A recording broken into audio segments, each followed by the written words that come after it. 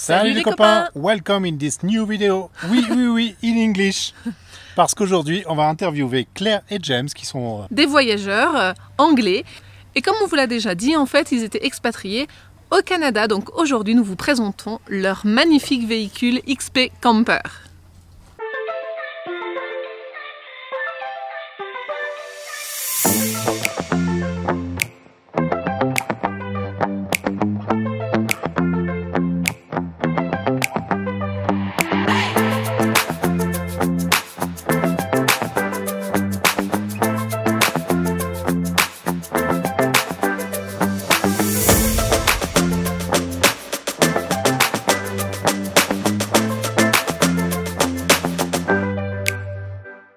Good afternoon! Good afternoon. Good afternoon. Can we ask you first to present yourself?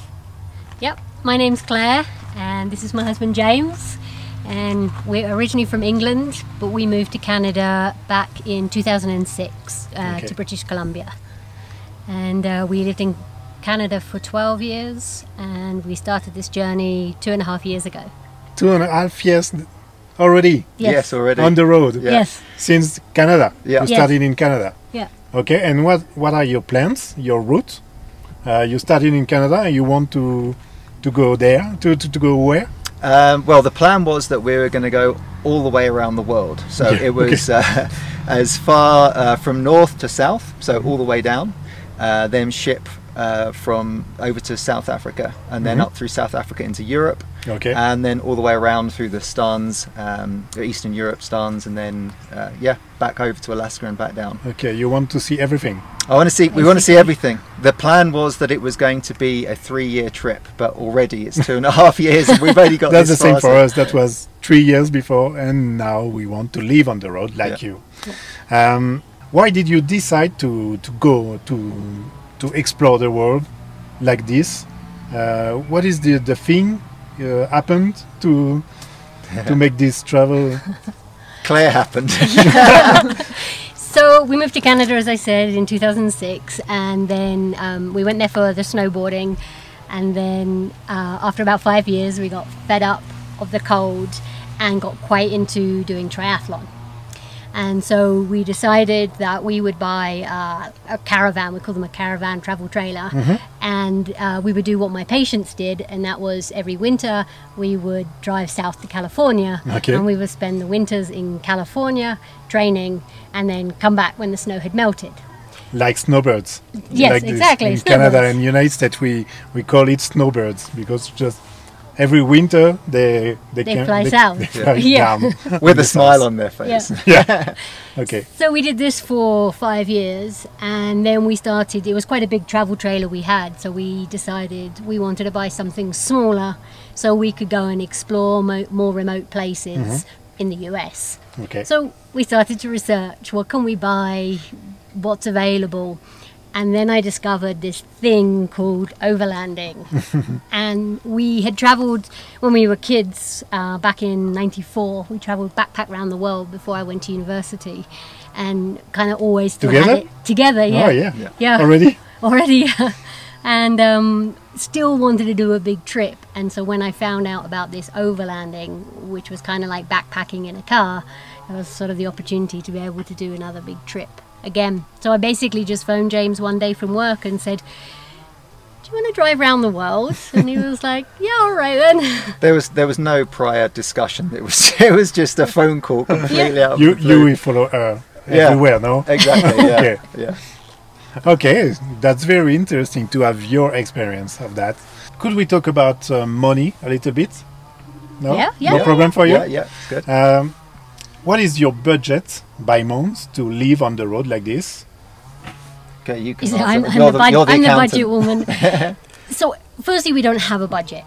So we had an idea that we would probably spend $3,000 a month when we planned the trip, and that's sort of what we had saved and had in our mind. But in the US, sometimes we would spend more than 3,000, and since being here in quarantine, we've spent about 800. Yeah. So it's pretty different. we don't. I keep a record, but just really for interest and for tracking, because it's always surprising what you think you've spent and what you actually spend. But we're lucky because we work on the road that we don't have to worry too much about the cost of anything because it's so much cheaper than life back in Canada. So you work on the road. We talked about this last week with Chloe, with our experiences. How do you do to make this real? Well, Claire is a family physician, which normally would mean that you wouldn't be able to do the job, but thanks to telemedicine and the internet, Claire can now see patients online. So that's been great. We didn't know how long Claire would be able to do that for, but we've always had really good internet, surprisingly good internet. We either have places that have Wi-Fi or we have really good cell connection, and maybe we can talk about the cell stuff a little bit later on, but that's been a bit of a game changer for Claire to be able to carry on working. For me, I can work online, which is great, but the nice thing for me is that I don't have scheduled times where I have to work, which means that I can kind of move my work around a little bit to find out or to make sure that I'm in a place where I can get a few hours done. If I'm going to be somewhere without internet, then I'll do more work and cover myself for the following week or so. And if I'm somewhere where there's lots of internet, then I'll just do a little bit of work every day. But I do graphic design, web design, a little bit of social media work for people. But the bulk of what I do, that used to be the bulk of my work, but what I do mainly now is triathlon coaching. So I have about 20 athletes in Canada, most of them Ironman athletes, and then I coach them from afar. I kind of do all of their training schedules and training plan and keep an eye on their data and see what they're doing, and all of that can be done online. So yeah, it works really well. Okay, so we have many ways to earn money on the road. Yeah, you are the example. Yeah, you can coach sportive triathlon on the web. Yep. That's crazy. Yeah, that's cool. They are the most sportive couple we ever seen with Alison. That's crazy. They run every day. We see them around this campsite. Yeah. Okay, I don't know how many kilometers we've done on this campsite, but it's only 400 meters, and at one point I think we'd done like 525 kilometers around the 470 meter loop. I don't know how many loops that is, but it's a lot. 525 kilometers. Yeah. And then that was before then, when they eased the lockdown a little bit and we were allowed to go outside. We've done 3 weeks outside maybe now. Yeah. But yeah, running keeps us sane, certainly during lockdown anyway. That's so great. So this is your vehicle to live on the road. Can you tell us how much our cost is it? I don't know if it's very good in English. But how much it costs? Yeah. So we bought the camper separately from the truck. Okay. At the time, the company XP Camper were designing the flatbed, which is what the camper itself sits on, and we'll talk about that a little bit later on. But then the truck we bought from Canada. Okay. And we wanted. It was hard to find the truck because we wanted a few different things. We wanted it to be 2007 or earlier, which meant that we didn't have to use ultra low sulfur diesel. You can with newer trucks use other diesel, but it's just more problematic. So we wanted it to be 2007. We wanted a silver or white one. We wanted it to be a manual rather than automatic. And what was the last thing that we wanted? We wanted a long bed so that we could have more room for the camper. Okay. But we also wanted it to be low mileage. And in Canada, these bigger full-ton trucks are all used for things like the mining industry or the oil industry, and they've literally all got 300,000 kilometers on them for a truck of this age. So it took us ages to find one. We looked for 8 months.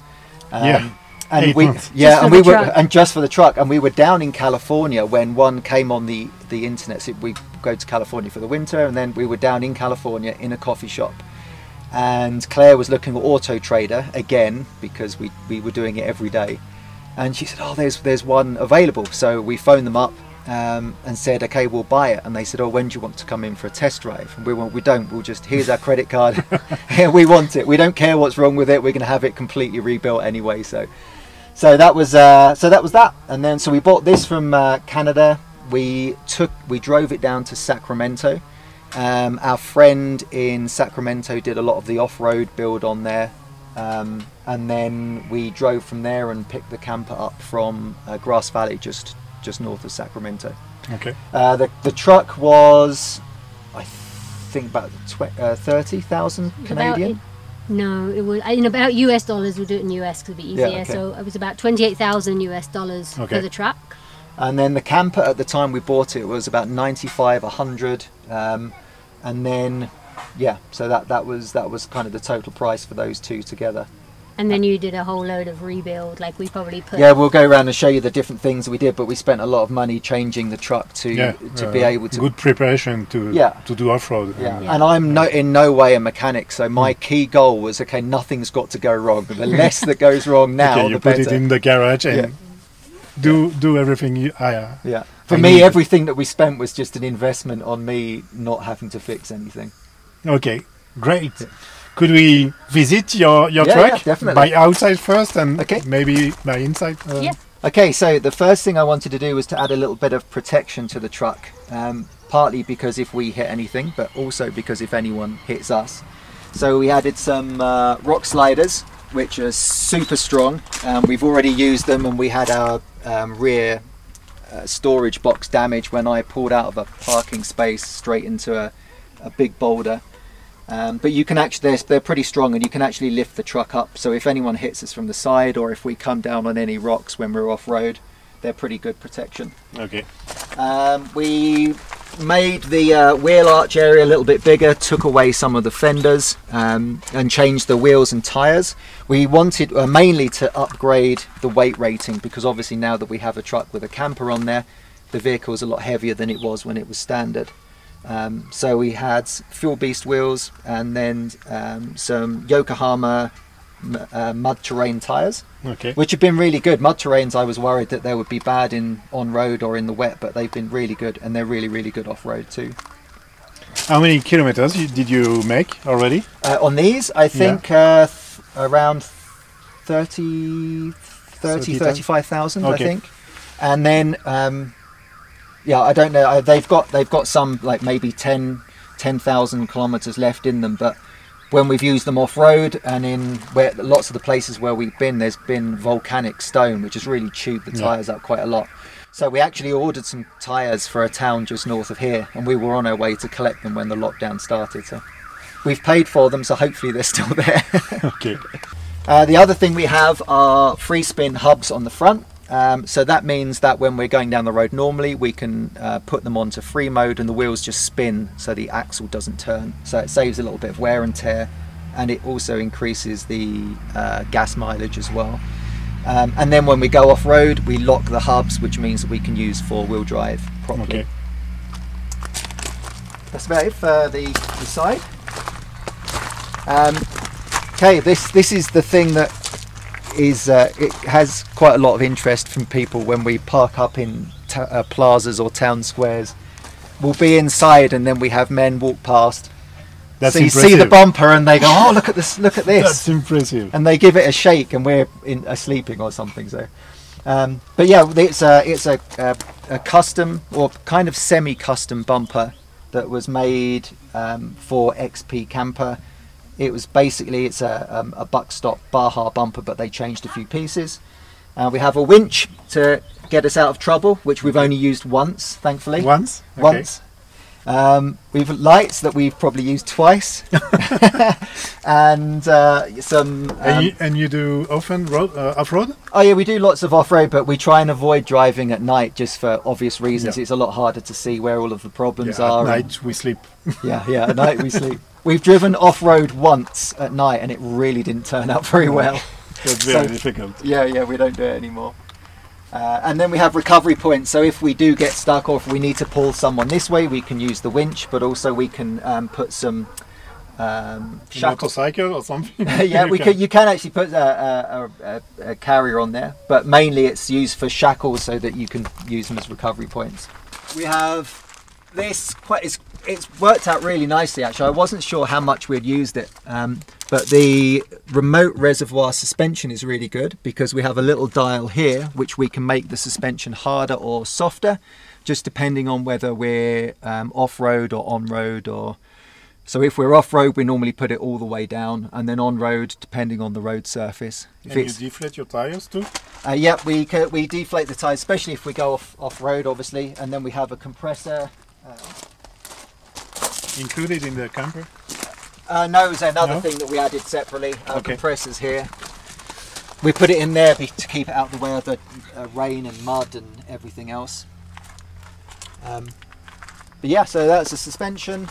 And then the front and rear differentials both have lockers on them as well, so we can lock up the front and the back. And could we see the space inside the car? Yeah. I'm interested. So I really wanted to make the truck look as standard as it could do. I didn't want it to look too full of gadgets and things like that. We changed the seats out. We met the guys from Shieldman at the Overland Expo, and then we phoned them up and said, look, basically we can't afford your seats. Is there anything you can do? And they said, we have some demo seats. So we on our way down, we stopped in at Portland, and those seats have been absolutely amazing. It doesn't matter how long I drive, I'm always super comfortable. Okay. The only other change really to the interior, everything was fairly standard. The model of the truck that we bought was a fairly low-end model because we didn't want lots of electrics that could go wrong. So we've got things like wind-up windows. Yeah, like us. Yeah, it just means that it always works. Simple, but it works. And if it doesn't work, I can probably fix it. The only other thing that in here is this little gadget. You can pop in there and see there. But it's a switch panel. So rather than having lots of different switches for the lights, for the compressor, for the lockers front and back, and the only other thing we have is a camera up the top facing forward. Really the only reason we bought that was to avoid getting fines from the police, and it's helped us quite a lot because they'll stop us, see the camera, and then like in US. Wave you on again. Yeah. And you have a camera at the back too? No, well, we actually replaced the stereo solely for the purpose of having a big screen so we could have a camera at the back. And we told them that's what we wanted, and then when we went to pick the car up, they showed us all the stereo, and they added central locking, which is what we wanted as well, which is really good. And then I said, how does the camera work? And they said, oh, we forgot to do that. So I keep meaning to have one added, but we haven't had it done. You don't really need to, see? Not with Claire there, so Yeah, she's my backup camera. Do you have one? Yeah, I have my wife Okay. too, but I have one. They But work. it's not enough for a truck like this. No, because No, it's that's still it. the height. You can't see everything. Yeah. So I still have to get out. Okay. So. And we did have a fridge. So we have a fridge in the camper, and then we had a fridge here as well. We thought that it would maybe be harder to find food than it was, or we would be off-grid for longer, or that we would buy enough food that the fridge wasn't big enough. But we never used it for 2 years. It ended up just being a locker that we put our groceries in. So when we got to Bogota, we went to see an off-road guy called Passion 4x4. Okay. And he bought the fridge, and we were talking about having some drawers, and he said, oh, we make those. So yeah, it was great. So now that has all of our camping gear in here. So you added storage. Yep. Okay. Yeah, and then all of our climbing gear in the top. So that's been good. We use it a lot more than we use the fridge anyway. Yeah. I understand. The camper has pretty much storage in the flatbed. The camper actually comes off of the flatbed as well. So if you wanted to take the camper off and drive the truck off and use the truck as a work truck, you can do, but we never do. So all of the boxes around the edge of the flatbed are all for storage, and most of these are systems for the camper. So here we have Cassette Toilet, which I think you European guys will be quite used to. Yeah. We also installed a SOG system as well, which means that it pulls air from the camper through the toilet system and out when you're using the toilet, so that all of the vapors come out rather than going inside the camper. Okay. And then we have, how many gallons? 70 gallons or 75 gallons, which is 280 litres of fresh water.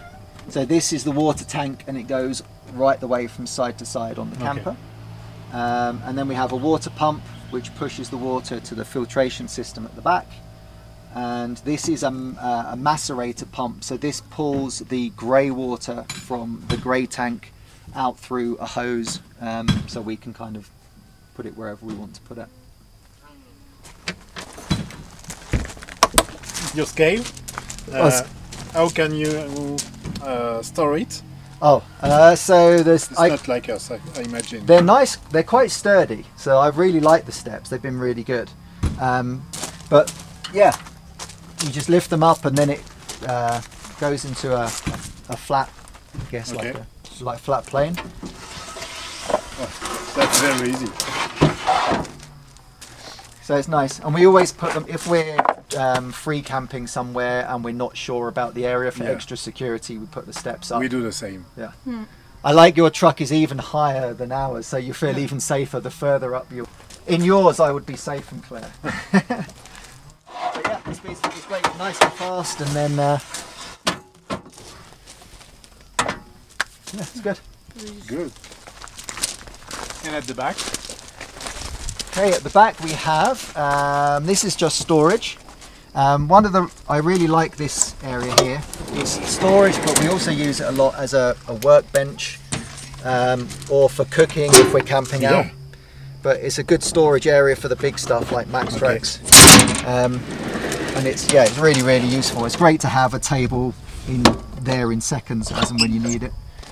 So every part is used in the camper. Yeah. You don't have lost space or...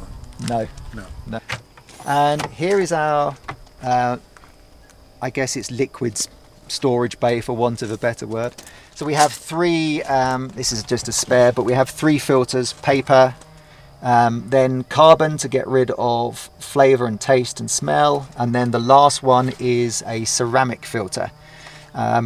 It works really, really well. The ceramic filter takes a little bit more work because you have to clean it every week, sometimes every 2 weeks, sometimes every 3 weeks, depending on how dirty the water is. And then we have some spare diesel, spare water. This is kind of emergency water, really. We have another whole tank at the front, so I don't know why I would need this one. But this diesel tank here we use to fill up this, and this tank is for our heating, hot water, and also for our stovetop, which is diesel as well. So you can live by summer or winter everywhere in the world. Yeah. And if we run out of diesel, then we can just pour some out of our tank and use that. And that was kind of a key thing for us.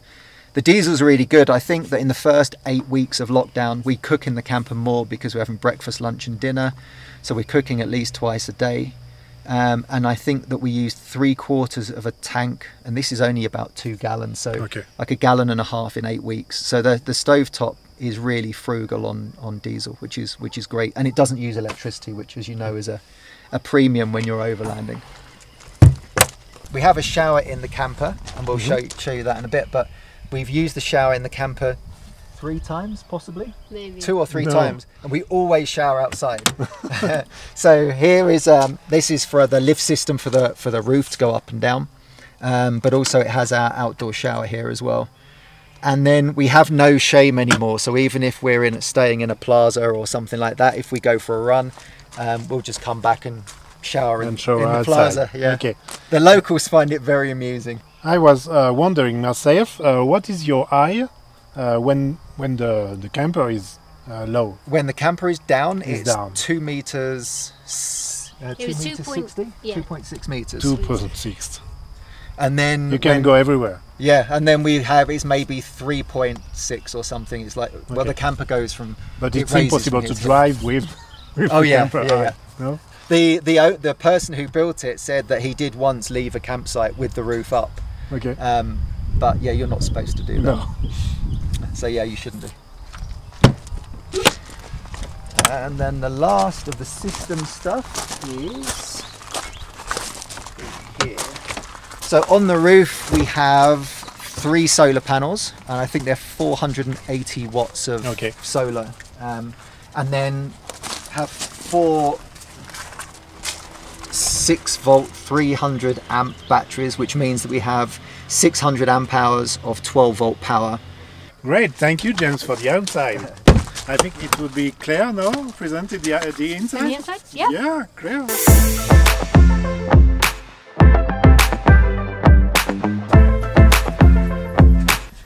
Ta-da! Our home. Wow, that's always clean like this? Yeah, we cleaned it a little bit for you, but James is very, very neat. Yeah, And I imagine. And then when you live in the back of a truck, you have to be neat because there's not a lot of space. So everything has its place. everything has its place, and everything is en suite. So we're just, you can make the tea from the bed, which is great. So this is our bed. It's a queen size bed. And then the thing I love about this is the storage underneath. Wow. Whoa. All very neat again, of course. So that's where we keep the majority of our things. Oops, let's lift that back up. Thank you. Perfect. And then the other thing, because we have to lift this up and it's actually quite heavy, can't really have a proper mattress. So this is like a foam mattress, Okay. but it has this is a European design. It's called the Froley system. So it's kind of like gives us support, and you can have different strengths. So this is stronger, I believe, for your shoulders, and this provides less support here. But it's super, super comfortable. It's amazingly comfortable. And the other good thing about having it lifted, and I think it was designed for a boat, is that you don't get the moisture and the mold underneath, so you have really good air circulation. So that's that. So queen size bed with windows everywhere. The windows, and it's lovely because these open, and this opens, and then these open, and so when you're staying somewhere that's private, you literally feel like you're sleeping in nature. And you can see the stars. You can see the stars up there. So Wow. it's really nice. It's kind of a mix between camping and RVing, so you feel like you're out with the nature. But the downside, I would say, is that because it's just tents, that it doesn't stop the noise. So when you're sleeping in a city, it's not always so easy to sleep. Okay. So this is the diesel cooking top that James was saying outside. Kind of works like, not induction, but I don't know what the word is, but like a ceramic cooktop.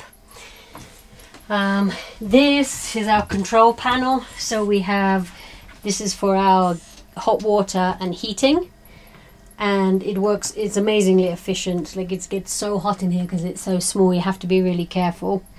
This is our charging unit. It shows us what's charging, how much electricity we are using, how much we've got left. This is our solar charger monitor. This tells us our levels in our tanks, and then they are all the breaker switches. Then we have the fridge, which is a really, really good size fridge. Which is for 2 persons it's good. Yeah, and a little freezer at the top. Oh, great. You could have ice cream if you want. We could have ice cream. I've been dreaming of ice cream for 12 weeks since we came here. We dream about that. I know, but no ice cream. And then drawers. This broke. This opens when we travel, so this ended up getting damaged. We haven't fixed it. I will change with you. Okay. Then this is our bathroom. So I think this is really, really clever. So this comes up like this, and then this is here. So, and then if you want to have a shower, this is the shower curtain. Okay. Shower with hot water, and then the toilet. And you can be in private space. Yes, kind of. As private as you can be. So that's great that comes down, and then you have so much extra surface space, whatever you want. And then under these seats we have storage areas, but this one has our machine that makes our heating and hot water. Do you have a Webasto heater? Kind of. Yeah? Okay, so same thing. Makes our heating and hot water. And then under the other side is literally just storage in this compartment here. And that... And your workspace? Our workspace, which is where we sit and work every day, pretty much. You cook here, you lunch here, you work here? Yes, we... You do everything? Yeah. We do everything in 6 foot of space or whatever it is. But that's comfortable for 2 persons. Is amazingly comfortable. And the other thing is, I think you would agree, from the outside it doesn't look huge, but from the inside, because there's so many windows and everything is white. You are in the nature every time. Yeah. And do you expect to have maybe more space for you too, or that's good for you? Would we like to have more? Yeah. Now you decide to live on the road. I think we could live like this. We're talking about whether we would want something bigger if we're going to now this be our life rather than just a 3-year journey. That, you know, would we like something with a little more space, a little more robust? So that's the discussion we're having at the moment. More autonomy, to be in the nature for more time. Yeah, a little bit more secure, a little bit more quiet inside, a little bit more insulated from the elements, because I think your cabin is much more temperature controlled. It doesn't get as hot as quickly or as cold as quickly, whereas this sort of takes the temperature of the outside. Okay. Claire, James, thank you for the visit. That was so incredible. Your vehicle is incredible. We don't see that in Europe. You know that because you're from Europe. Yes, maybe you have 3 essentials for us, for future travelers in the car? I think that the key one certainly for us is solar. I think that without the amount of power that we get through, it just makes things so much easier. You can just have everything charged when you want it to. If you autonomy. You flick a switch and you know it's going to work. So that's one of the key things for me. What else would you say? Water system? Yeah, we love our water system. Always having potable water everywhere. And I mean, we've been traveling 2.5 years, and we eat off street foods and local restaurants and things like that. And we really haven't been sick, have we? Never. We haven't had to spend a day in bed with sickness, so that is brilliant. And a third one? Our computers, probably, because it's a conduit for us to be able to travel. The fact that we can work online. You work on it, but you make videos too, no, James? We do. Well, we started. We don't make quite as many as you yet, but yeah, we started. It was something I do a lot of photography, and that was something that we're into before. But videos harder because you don't get to set everything up and click. You have to kind of think about what you're doing, think about where you're going, talk over the top of it. So you have a YouTube channel? Yeah, we have a YouTube channel. It's youtube.com, obviously, /thisbigroadtrip. Okay. At the moment, we've got a few videos up there. Some are okay, and then a few are, here's some scraps that we've put together from previous trips. So maybe we could show you maybe some videos of James and Claire right now. When we wake, hear the birds and see the sun. Side by side, our fears are done. Oh, the good times just begun.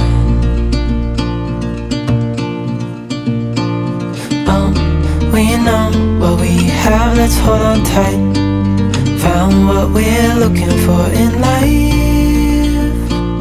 Call us crazy, but things are finally right.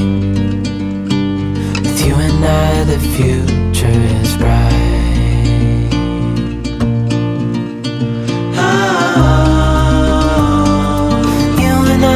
Got it. We don't need no more. Even in the hard times, you and I can weather any storm. Before I sleep, hear the crickets, see the moon. Side by side and through and through. No limit to what we can do. Oh, we know what we have, let's hold on tight. Found what we're looking for in life. Call us crazy, but things are finally right. With you and I, the future is bright.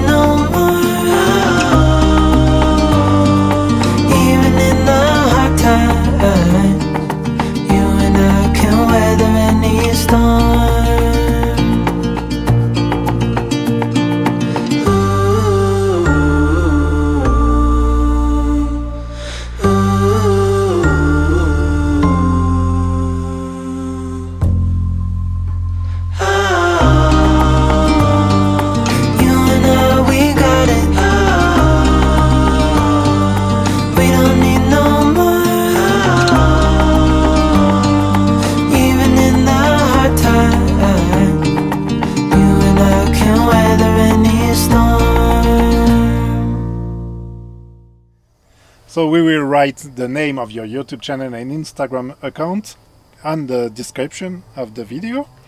And maybe you have advices to give to future travelers, maybe? My advice, honestly, is just do it. Like, you can do it in any vehicle. People do it in tuk-tuks, people do it on bicycles, people do it in plain cars. We had the couple, Melanie and Raf, in a car with the bed in the back, in a rooftop tent, just a tent on the grass. And I think whatever your budget, it doesn't have to prohibit you from doing the trip. And we see all people doing the same thing, having different experiences, but living the same dream. And I think don't wait for that perfect moment or the perfect vehicle, just do it.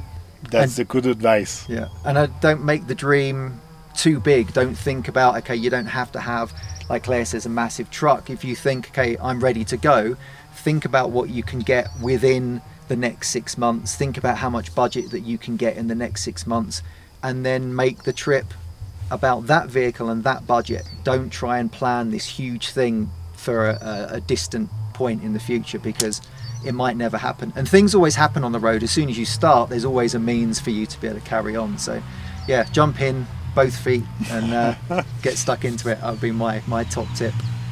Thank you very much, Claire, James. Thank you.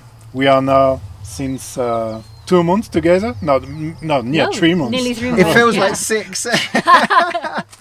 Nothing to do with you. And just you leave maybe tomorrow or the day after? Yeah, maybe Monday or Tuesday. Yeah, Monday or Tuesday Okay. is the plan. It's complicated. Out into the real world. Okay, so thank you. No problem. Thanks very good much. Continuation. That's what we say in English. Yeah. And see you another time on the road. Yes. You too. Thanks very much. Thank you. Voilà les copains, j'espère que cette vidéo vous a plu. On vous dit maintenant à la semaine prochaine. Ciao.